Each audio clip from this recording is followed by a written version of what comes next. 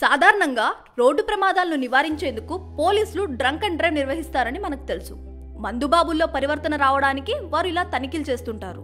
అయితే తెలంగాణ రాష్ట్ర ప్రభుత్వం ఇదే తరహాలో డ్రగ్స్ అండ్ డ్రైవ్ ను నిర్వహించేందుకు సిద్ధమైంది. మాదక ద్రవ్యాలు వినియోగిస్తున్న వారిని గుర్తించడం కోసం పోలీస్ యంత్రాంగం ఈ పరీక్షలను జరపాలని నిర్ణయం తీసుకుంది.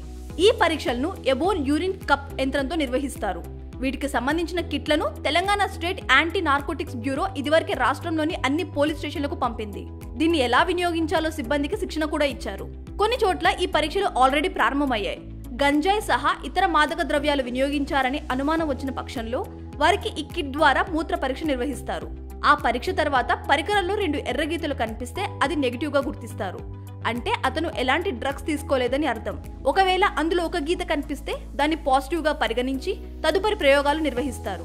వారు నిజంగా మత్తు పదార్థాలు తీసుకున్నారని నిర్ధారించుకున్నాక అదుపులోకి తీసుకుంటారు. ప్రధానంగా బస్టాండ్లు, రైల్వే స్టేషన్లలో అనుమానాస్పదంగా తిరుగుతున్న వారినే పోలీసులు టార్గెట్ చేయనున్నారు. గతంలో డ్రగ్స్ తీసుకునే వారిని పట్టుకోవడానికి పోలీసులు చాలా కష్టపడాల్సి వచ్చేది. ఎవరైనా సమాచారం అందిస్తే తప్ప ఈ మత్తు ప్రియులు ఎక్కడ మాదక ద్రవ్యాలను తీసుకుంటున్నారో తెలిసేది కాదు. ఇదివరకే ఈ డ్రగ్స్ అండ్ డ్రైవ్ ను ఆస్ట్రేలియా, యూకే వంటి దేశాల్లో అమలు పరిచారు. అవి విజయవంతం కూడా అయ్యాయి. మరి మన తెలంగాణలోని మత్తుబాబులకు పోలీసులు ఈ ప్రయోగంతో చెక్ పెడతారో లేదో చూడాలి.